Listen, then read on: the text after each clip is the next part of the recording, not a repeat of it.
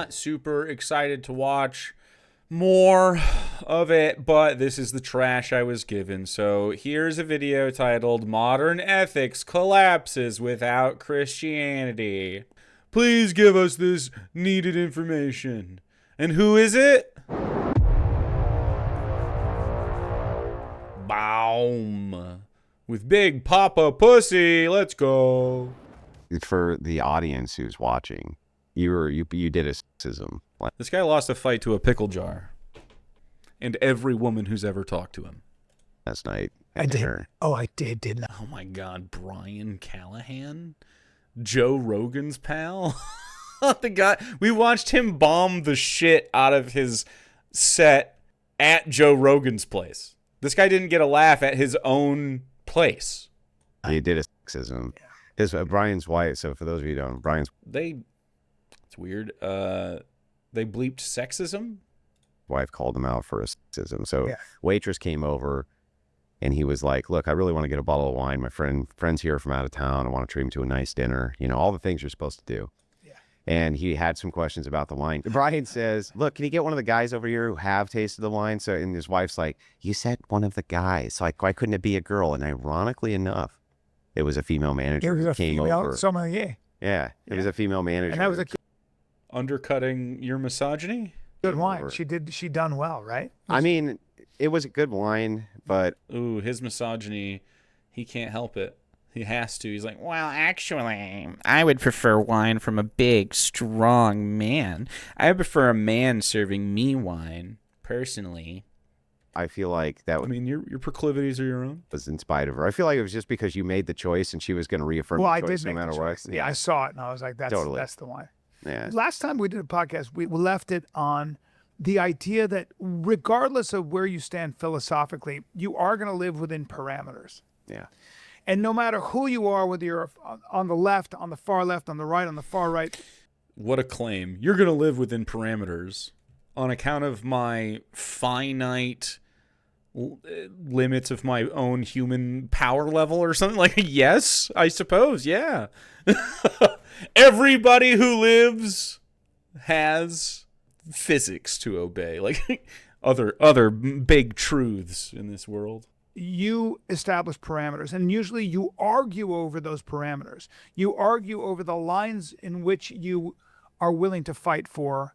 Andrew once argued with me that demons are real, and he crashed the fuck out for like an hour. It's an old one. You can watch it if you want. That's kind of what happens, right? So if you're a typical academic liberal, you might... An academic liberal? argue, to borrow from Jonathan Haidt, that is it fair and does it do harm? And if it violates those two principles, then we have a huge problem. But you can violate all the other principles like sanctity and authority. And sanctity and authority? Authority? What a weird thing. And also sanctity. You can violate... So if something is harmful, but I feel as though it came from an authority, it's good? Look, I don't have much of a stomach for the opinions of capitalist cucks like this. What a pathetic position to hold. Loyalty, that's not really hurting anybody. Loyalty? I don't think loyalty is a good thing. I don't think any of those things that he listed are good things. Why would sanctity, authority, or loyalty be good, inherently good things? Like what? Loyalty to me is a lack of critical thinking when it comes to our allegiances, right? Loyalty is, well, I have been loyal to this person, and so I shall be loyal, right? And usually in stories of loyalty, the loyalty is tested when the person who demands loyalty does something ethically wrong, or, an ethical dilemma comes up because the person loyal to them can't abide. You know what I mean? Like, that's the stories we all tell about loyalty, because loyalty is not rational. Loyalty is for the sake of itself because you've been told it's a virtue. It makes no sense. You should not be loyal to someone despite their actions. Loyalties earned. I don't even like the word loyalty. I'd say it's like mutual respect. You don't get loyalty from me. You get fucking reciprocity and goodwill, you know? Right. And so... Duty. And duty. Yeah, These are the things that conservatives... Duty. duty, like that's so good. What does duty mean? I guess duty is just the orders you've been given by the authority, right? And then that's my duty. These are nebulous concepts which don't actually apply to reality. They're unshockingly like spiritual virtue signals. They don't really have merit other than the idea of themselves. Like, I do not think it is virtuous to be loyal to someone who does not deserve it. That sucks for you. They're bad people. You can still question them and disobey them or whatever, or disagree with them, or push back on their orders, Super dumb. And to hold closer. And it might be a personality trait, but... Yeah, you guys are cucks. You and I always talk, what I really appreciate about whenever you kind of argue is you're essentially arguing not just for parameters, but the parameters on which you argue have a Christian basis. Yeah. And not just that, they really are the parameters that the West has built everything that we all seem to flock to. Like what? I'm trying to think of an institution that we flock to that relies upon Christianity for its like ethical basis, and I don't know. Because Christianity is certainly not the first to say thou shalt not kill, and it's certainly not the first to be hypocritical and still kill anyway. So I don't know. Right. Like I can't think of a unique set of morality that comes from Christianity.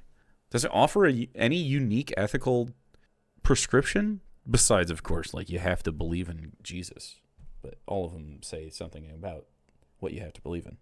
And do you think that's a good argument to make? I think it is. And the other thing is, so you bring up something which is interesting. It's the idea of universals. That's what you're really talking about. That's the only thing I care about. Yeah, it's like, what is like universal ethics here? When you talk about the harm principle, think about it. Think about why the left uses the harm principle is because they think of it as a universal. Yeah.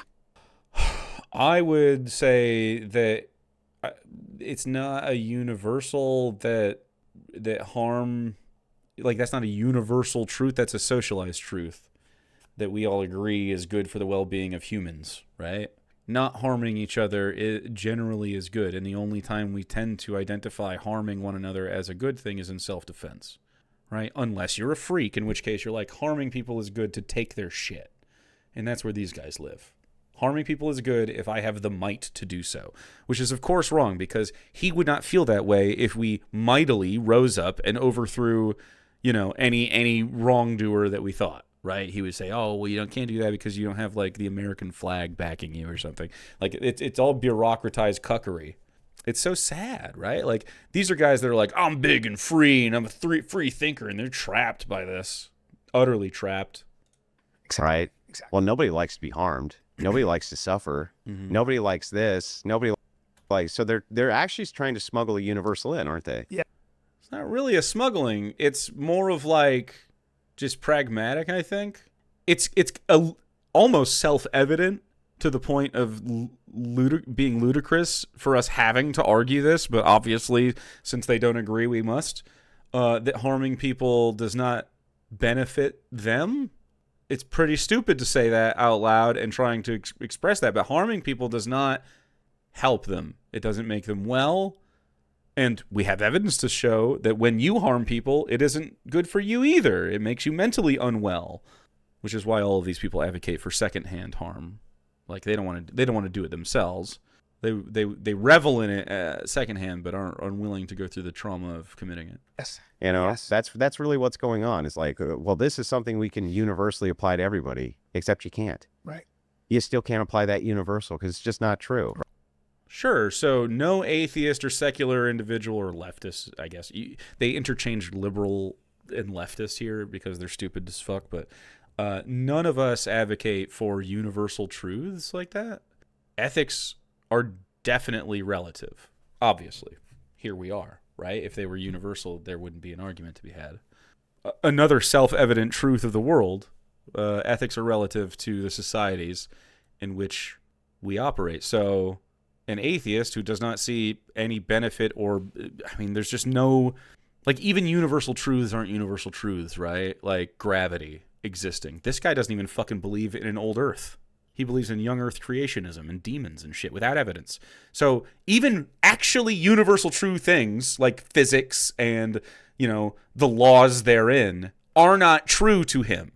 So even that is relative to the human mind because we're so easily swayed by our own preconceptions, our own monetary gain incentives in the case of these two gents, and of course our own just like cognitive dissonance and idiocy. So like to even try to argue that there's universal truths out there is so stupid, like ethical truths especially, because ethics are just human constructs. It seems to me that we ought to take the most pragmatic approach, and from a secular perspective, a secular materialist perspective, it seems that we ought to reduce harm. And it's like, I would say I've reached this conclusion from both an atheistic and a leftist perspective, and I think they informed each other to some extent, like only through understanding that this is our one life and we have material needs, and when met, we have less strife overall. I mean, it's pretty easy to see why one would have this conclusion. And the only reason that a guy like this and a guy like Brian want the other conclusion, which is essentially white supremacist capitalist systems, is so that they can feel some effect of this artificial hierarchy over other people, so that they can rest on things like authority and duty and all that other shit, and so they can feel like little guys. But they're, of course, nothing, just like anyone else, and it's meaningless, and they're only causing material harm in our short-lived lives.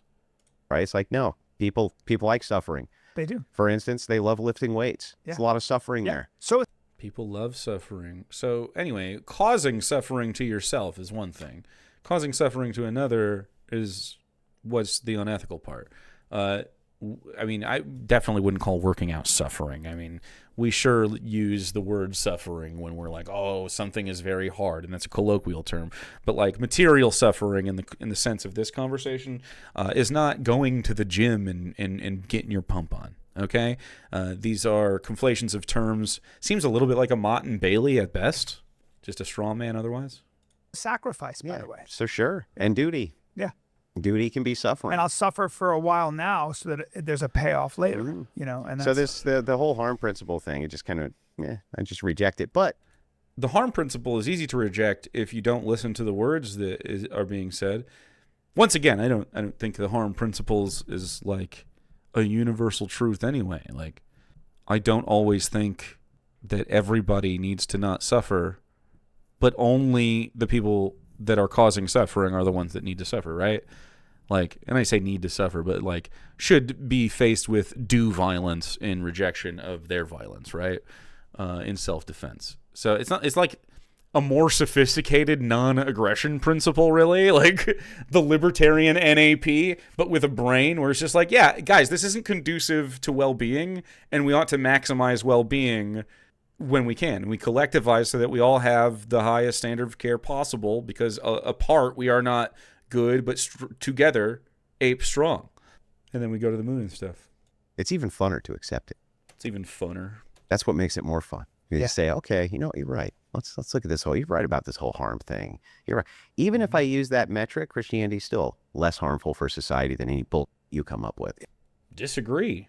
I think it would be much less harmful, for instance, for every single individual to know the factual truths about the universe rather than the made-up fabrications of an archaic religion such as Christianity or any of the other Abrahamic ones, because they do not offer a real view of the universe, which means you'll have foundationally wrong assumptions about the world, and then you'll navigate it wrong and waste your life. I think it's absolutely harmful to be a Christian for yourself and for those around you, notwithstanding the human rights abuses that it makes you either advocate for or join in coalition with others in performing against LGBTQ people and women and minority groups and, you know, everybody, often, you know, throwing Jesus out there, like the White House is doing right now, saying that we're bombing Iran for Jesus. Literally, Pete Hegseth had generals resign from their position because he basically declared a holy war on Iran. And they were like, well, those don't follow my ethics, so I'm not going to do this. And then we just walk that all the way to the end, too. Sure, let's do it. So no matter what, it's like it doesn't matter where we start or where we end, we're always going to come to the same place. My view? Your view doesn't have any evidence to support it. My view, Christianity, young earth creationism, 6,000 years old. I mean, it just doesn't have any evidence. So, yeah, it's not going to come back to your view. Only through your presuppositional argument strategy is it going to come back to your view, basically. Is going to be correct, and your view is not going to be correct. So, I mean, it doesn't really sound like he's interested in trying to understand anyone's perspective, of course, and it never has been. Well, how do you argue? How do you get That's a weird laugh. yourself out of the fact that the founding fathers, who were essentially, if not Christians, deists, Yeah. and I know that They were most certainly almost all deists. There were a few Christians among them. of what our, for example, justice system is predicated on is the Christian Judeo-Christian ethic, right? I mean, It really isn't. What? No, it's not. How? really English is. common law, yeah. English common law, but that's informed by Yeah. the notion that we're all the same moral worth. And English common law is informed by the Magna Carta, I guess, which is definitely not everybody has equal value and worth. It's certainly a beginning to that, and neither is the American Constitution. The American Constitution enshrined rights for white landowning men, whom the founding fathers were exclusively. So many Enlightenment principles, but none were shared for minority groups, women, natives, colonized lands in general. Like, a lack of understanding of the world we live in is where these guys' careers are, and then they just wallow around in the fucking with a bunch of other dum-dums and have podcasts. This is where we're at. those kinds of things, brothers and sisters under one God, one Father, and all that stuff, right? But what would you do with the people? What would you do with the notion of individual liberty? So individual liberty is an important thing. It is. But do you agree duty is too? So, no, I don't agree duty is important. Your own moral weight on whether or not you ought to follow through with your word towards somebody is, if you want to describe that as duty or whatever, like, but that's not what they're talking about. They're not talking about, like, the moral weight. They're talking about someone in authority told me to do something, and I need to do it. Yes, sir. Salute the flag. No questions asked. It's dumb shit. Women have a duty to take care of me, even though I'm a fucking Christian man-child. I think duty is inevitable. You can shirk your duty, but you're not going to be very happy. But how come anytime I hear somebody talking about more rights, is it more rights, more me, more things for me? Like, why do I never hear any of these guys go, let's pass a constitutional amendment that's duty-based? That's like, Because it's a meaningless term? Why am I not hearing anyone make dumb ideas or suggestions around here? We need more stupid fucking ideas. Well, the reason is because it's a dumb and stupid idea. That's a dumb thing. When I say we should all have health care, it's definitely not about me, although I am a person with health that wishes to have care for it. It's about everybody. I get more mad that babies are subjected to poor care because their parents were they happen to be poor but love each other and want a kid. Like, I'm upset that they're being punished because of a capitalist system that's based on greed. Like, this isn't the Christian system. Jesus Christ, your Lord and Savior, didn't charge to heal people. And that was labor, wasn't it? You're so selfish. all of us now have something that we should be doing. I hear capitalists often say, when we say we want socialized healthcare, that you can't demand labor from a healthcare professional. And so it would be unethical. There's several counter arguments for this. The consent of people that live and work under capitalism has not been established. We all are forced to have jobs or die. We are forced to have income and pay bills or die, even doctors. So, I mean, like, if you think it's bad to force people to work, then you cannot be pro-capitalist. Also, I don't think socialism forces doctors to do any work, especially not without compensation. They would all be compensated. I don't know why socialist healthcare has this reaction from capitalists. I think maybe it's just one of those things where they try to out-woke you, like where you have a racist go like oh, you can't say that or whatever because it's anti-black and you like just disagreeing with a black guy or something. Can't say that, it's racist. Where they just totally misunderstand the concept. It is illegal for emergency rooms to turn people away. I agree. I mean, it should be. But I wouldn't say that it's forced labor. Those, everybody who goes into the ER to work is there to perform a job because they love their community. They want to be compensated. They are good at the job. They're competent, and they provide a needed service, and they know that. I mean, you can call that a sense of duty, but it's pragmatism. It's just so practical and easy to make sure that everyone has a high standard of care and that no one is turned away, and that we give everyone what they need because we can. Otherwise, we have this system where we just have people who are left to essentially rot and then not get help, and then you're mad at them for being poor or whatever because they can't do jobs because you force them to do jobs to work. It's just like a fucking cycle, and it's inevitable for every single human that exists. You will literally, 100% of us will have medical problems. It's how it happens, guys. We get medical problems when we die. It's inevitable. It's irrelevant to the capitalist system, apparently, though. Like, they just want to make profit. So I think that's not ethical. And that's just one example. Yeah. There's never that. It's always like, never. Can I have a constitutional right to get free? To get free shit. The free shit, by the way, is your rights to life, liberty, and the pursuit of happiness, which were etched into our Constitution, right? Etched into our fucking Declaration of Independence, etched into the very fabric of why we have the rights we have, right? So if you can understand life, liberty, and the pursuit of happiness, if you want life, you need health, you need housing, you need food and water, liberty. You require education for liberty. You require a lack of needing to work for somebody else to live for liberty. I'm fine if we incentivize. Like, I want people to work in their communities and stuff, but we obviously, especially in this modern age, do not need everyone to toil for labor. We need people to better themselves, be parts of their communities, enrich themselves, and be happy and free and healthy for as long as possible.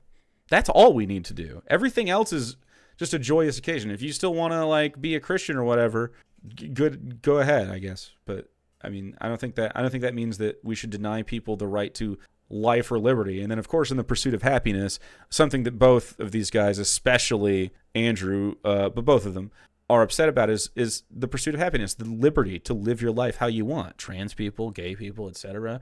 Leftists. Nobody. You can't live your life the way you want, actually. You have to live the way Andrew wants, which is apparently insecurely wrapped up in plaid.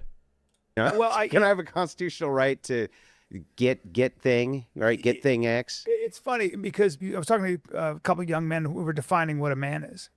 Mm-hmm. My opinion as I get older is, this like idea when you're young, it's a man is a warrior who can fight and do all this stuff. I mean, okay, that might. That's so funny how you're talking about gender right now and what it means to be a man. That's so funny. Sure, yeah. Let's opine on what we think it means to be a man. Be a role you play in a society if you have a certain constitution, physicality. Sure. There are merchants, there are teachers, there are fighters. I think what a man really is someone who puts himself last, who is in a position of service. Example, competence, which comes with authority, and ultimately, it essentially provides more than he takes. Do you think Matt Walsh would agree with this? Where's the What is a Man documentary? So a man has more output than input? I just don't think that's actually even possible. I guess maybe. How would you? I mean, you just have to take in so many calories. You have to do so much, and you rely on the work of so many other people to get this done. Competence comes from authority. He did say that. I don't know what that means. Wouldn't authority come from competence in a merit-based worldview? Maybe he said it backwards. That's at least the ideal.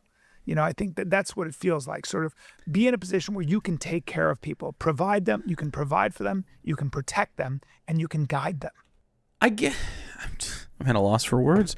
I really think that this is not relevant or necessary for your personal identity. This is just nonsense.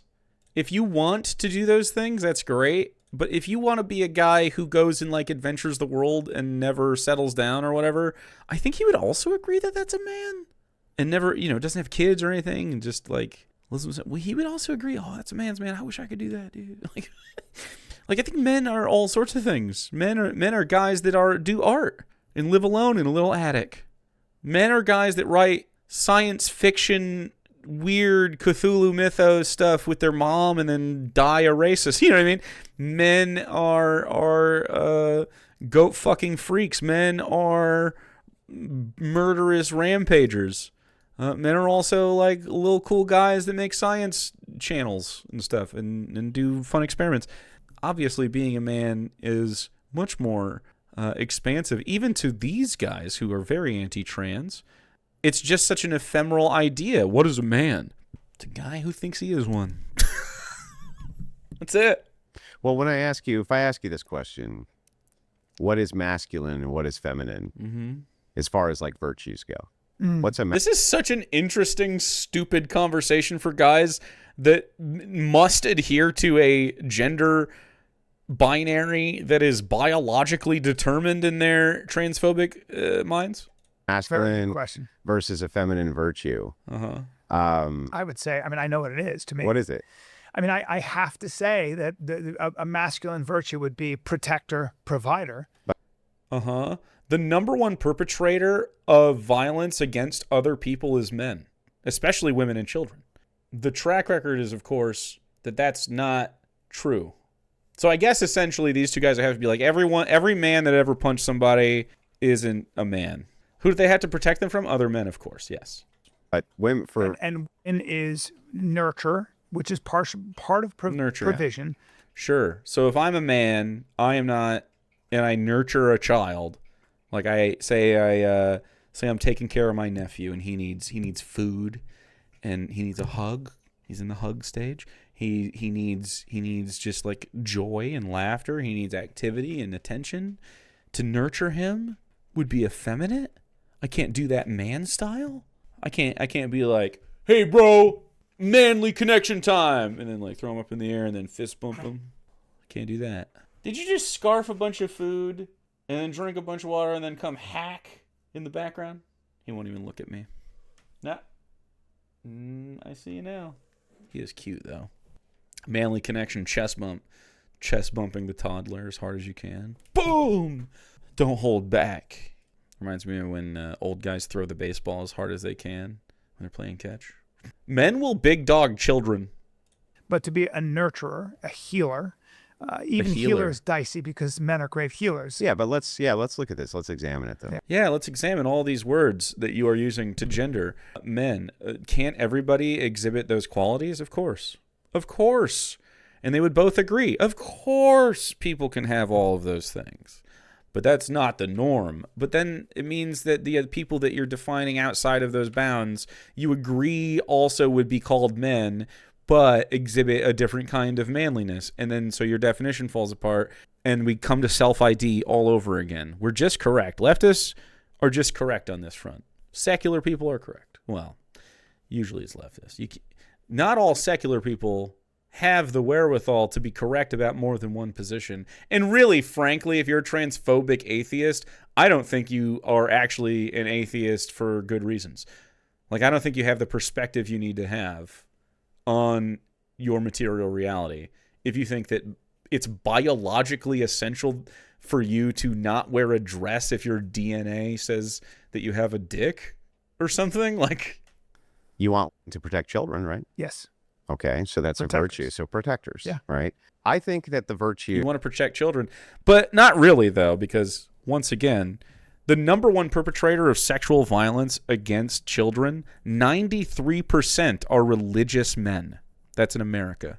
93% of sexual abusers of children are religious men. There's no delineation. Okay, so all virtues are shared virtues. So how do we know if they're masculine or feminine? This is a big question, because you're asking the pivotal question. What's a man? What's a... And the left has used ambiguity around this basis because they want to be... Well, they borrowed from Derrida's Sure. notion. There's no duality. Well, I look at it... There is no duality. It's bimodal. It's more like a fucking... It's a bimodal heat map, basically. Gender is weird. Yeah, you're both describing how gender is weird, and you're both agreeing. And you're like, the left. Oh, the left. I mean, it's pretty obvious what a man is, right? But not really. Is that a man? This person might be gender nonconforming. Like, men self-identify. There's some physical markers you can try to look for. The hoodie, but women wear hoodies. The shaved head, but women have shaved heads with beards. Some women have beards, bro. It's just not always going to be 100% accurate for this. And so there's no reason to adhere to it so slavishly. like this.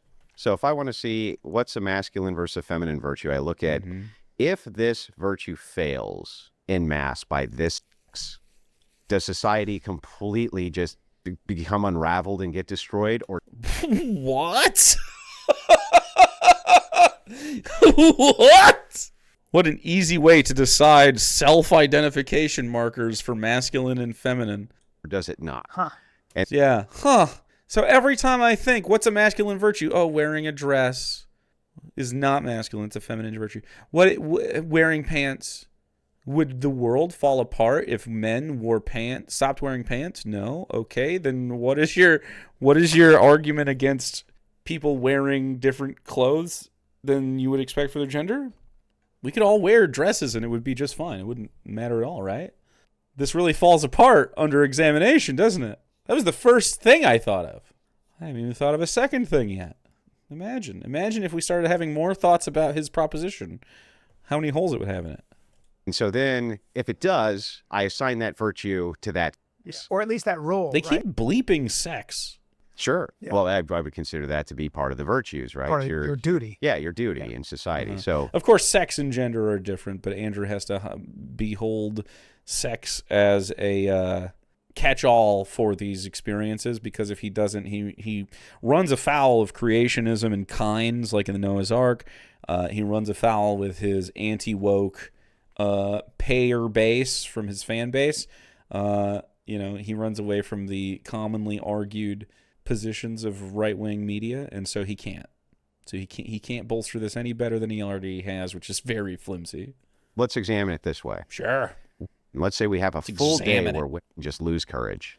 A full day where women lose courage. That would suck. That would be really bad for society. Yeah. But if we had one day where men did, there is no society. Why? What would happen if men lost courage? If in this Doctor Who universe where the aliens came down and said no one has courage anymore, society would stop working. Why? What do you mean? Courage for what? War? I think we'd be fine for 24 hours if no guys could go do violence or whatever. Like if no violence occurred for 24 hours, it'd be all right. Just for a day? I mean, I don't even know what you need courage for. Getting up high and like, oh no, the linemen won't be able to go up and do power lines. I guarantee you if men became useless, let me rephrase that. I guarantee you if men became more useless, we'd be just fine. Women would do just fine. I don't know, man. And so if I'm going to break this down and say, so which one would we assign as a masculine versus feminine virtue? I think both men should be courageous. Yeah. But the reason this goes in the masculine category is because the failure of it completely destroys everything. But why? Can you make an argument as to why that would be true? I'm trying to think of what we need courage for to keep life going. And it's like, how much courage does it take to like walk into the power plant, you know? How much courage does it take to go up? Like, I feel like there's some people who do not find it to be courageous to like go up into a power line and like attach a fucking line. So like courage is not the thing they draw on to do that job. There's like every single instance I can think of where courage is like really necessary, especially in pop culture and right-wing narratives, is war and violence. So we would stop doing war and violence for a day. It would be wonderful. Can you imagine 24 hours of worldwide lack of courage from men to do any violence? Why are they censoring the word woman? I don't know. I have no fucking clue. Does that then suggest that the delineation is that one is better at this than the other? Oh, for sure. Right? For sure. Yeah. At least in a general sense. Well, but not always in a particular sense. Yeah. There are women who are more courageous than some men. Of There's course. no doubt. What I tell you they were going to say? No doubt there are some women that are more courageous than men. Sure, yeah, I agree. I've got a wife. I have to agree with this. She's going to hear this podcast. But like, what's courage mean? Courage seems to mean, in this context, as they talk about it, the capacity for one to commit violence on behalf of an authority, which seems to be a virtue to them. That's duty or something, right? Of course. I'm not going to say that that's not true. Of course. But in general, that's not true. Yeah. Right? In general, yeah. That's not true. Well, same thing with strength. It is true. There are some who are stronger. Why are they fucking censoring women and women? What in the fuck? Dude, we are so anti-woke, we won't even say women on this, okay? You better believe it. Then almost all men. Yeah. Not censoring men. This is the gayest shit of all time. But that ain't the case in general, right? Not even close. Dude, I'm too heterosexual to not include women in the conversation. All right, I get uncomfortable Very Shia LaBeouf hours. Look, I don't mind if you guys talk like this, but just don't never bring women up around me, okay? Don't shove it in my face that you only think about men. Shoving it down my throat, dude. And so, by the way, your wife is stronger than both of us because I listened to the numbers she was putting up. So, well, I mean, she can lift a lot. Yeah, and I can't lift that much, and I clocked that at dinner. Dude, his wife, his wife bench presses more than him. Is that why the pickle jar was such a hard fucking time? That's too bad. That's okay. Look, I think it's great if you want to have a big, strong mommy wife. That's fine. But right-wing guys, I'm sorry, you have to be subject to your own standards. You're a sissy little bitch then, in a bottom. That's what happens. Which is no problem for me. I think that's fine. I think that'd be lovely. Can you imagine a happy and fulfilled big papa pussy being big mommy domed by his big, strong, buff lady? Can you imagine a world in which he has that kind of freedom and self-fulfillment rather than whatever the cope is that he's doing with his Christian stuff? I'd be sick as fuck. And it kind of ruined my dinner. Yeah. Rachel. Sorry. Sounds like a problem for you. It is a problem for me. But anyway, so I would just categorize it that way, right? It's not even that difficult. When you think about it, it's actually really intuitive. Yeah. It's really not. This doesn't make any sense with their bioessentialist arguments on transness, any other context. What a fucking LARP, man. These guys don't have quality positions and consistent positions on fucking anything whatsoever. Christian men are delusional and weird.